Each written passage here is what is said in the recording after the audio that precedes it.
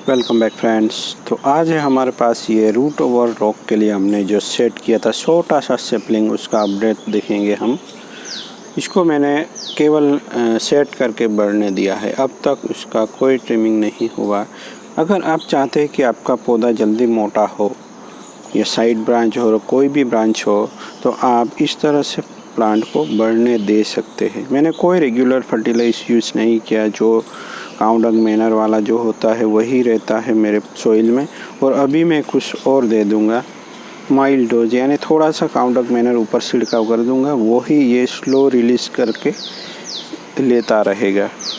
तो जैसे ही आप इस तरह सेट करते हैं किसी प्लांट को रॉक पे, तो इस प्लांट पे डायरेक्ट ब्रांचिंग पे काम मत कीजिए, उसको पहले सेट होने देना है।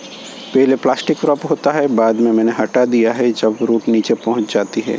तो इस तरह से ये अपने आप, अब कुछ रूट पहले अटैच करनी होती है, बाद में अपने आप ये रूट पिछले साल निकल के नीचे आ गई है। और इस बार भी बहुत सारी एरियल रूट जनरेट हो रही है, बट इन सब का कोई काम नहीं है दोस्तों। मैंने पहले भी निकाला है, पहले एक वीडियो दिया था उसमें, अब भी निकाल रहा हूँ। इसका कोई ज़रूरत नहीं है। अभी प्लांट को हमें केवल मोटे होने देना है। और मैं इस प्लांट का ट्रिमिंग मार्च में ही करूँगा, फरवरी एंड के बाद जब सीज़न आएगा दोस्तों। अब आने वाला सीज़न है वर्किंग करने के लिए, वो है फरवरी एंड के बाद, यानी सर्दियाँ चली जाएगी। प्लांट को गर्मी पसंद है दोस्तों, सभी प्लांट को मेरे ख्याल से।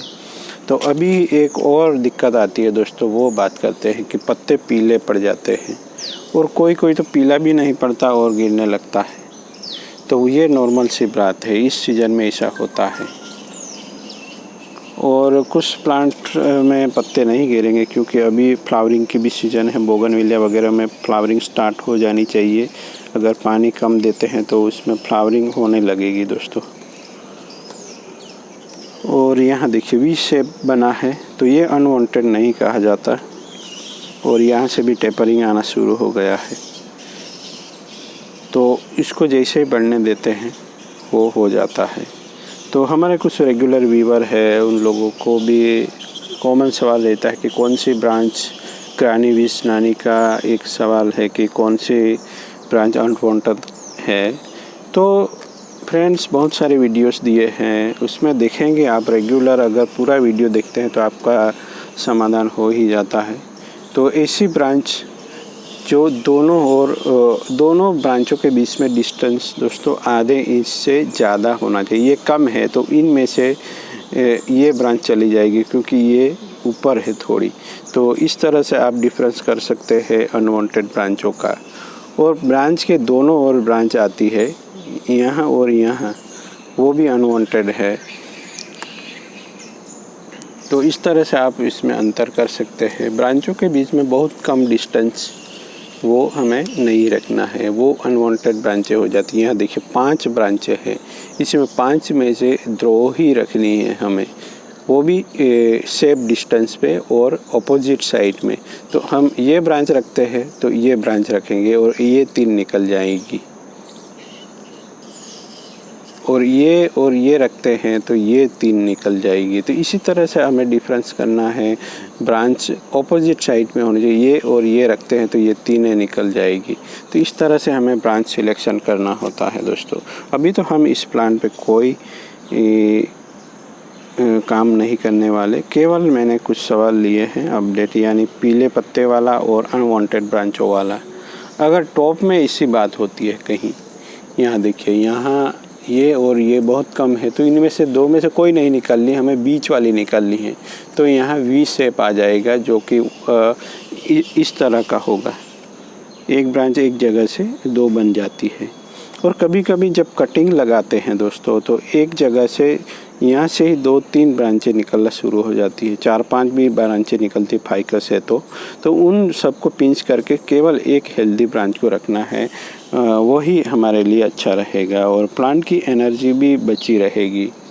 तो इसी तरह से कुछ छोटी छोटी बातें ध्यान में रखनी है और हमें काम करते रहना है। पहले ग्रोथ पे ध्यान देना है।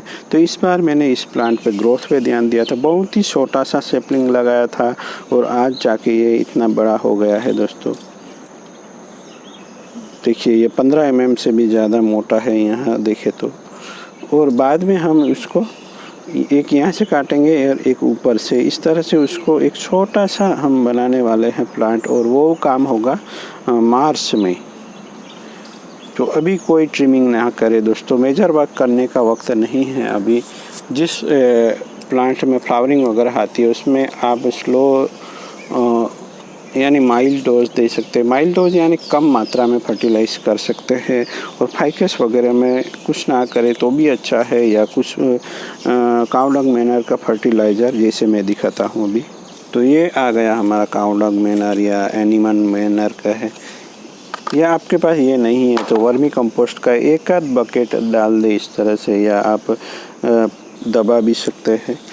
तो ये क्या करेगा, जब भी हम पानी देंगे तो ये एब्सॉर्ब होता रहेगा और कम मात्रा में होगा। तो पूरे ठंड के दौरान इसमें से थोड़ा थोड़ा न्यूट्रिशन ये प्लांट लेता रहेगा दोस्तों। तो अगर कोई भी सवाल हो दोस्तों बेझिझक पूछ सकते हैं। कोई भी काम किया है आप लोगों ने वो हमसे शेयर कर सकते हैं। फेसबुक पेज पे जाना है और कोई दिखे कि मुझे प्लांट बनाने हैं या बोनसाई प्लांट पे काम करना है, सवाल पूछे तो उसको हमारा जो वीडियो सीरीज़ है first step, second step, third step वाला या बिगिनर सीरीज़ वाली प्लेलिस्ट है वो शेयर कर सकते हैं, जिससे उसके कोई हेल्प मिल जाए। तो चलिए दोस्तों मिलते हैं एक नए टॉपिक के साथ। Thank you for watching.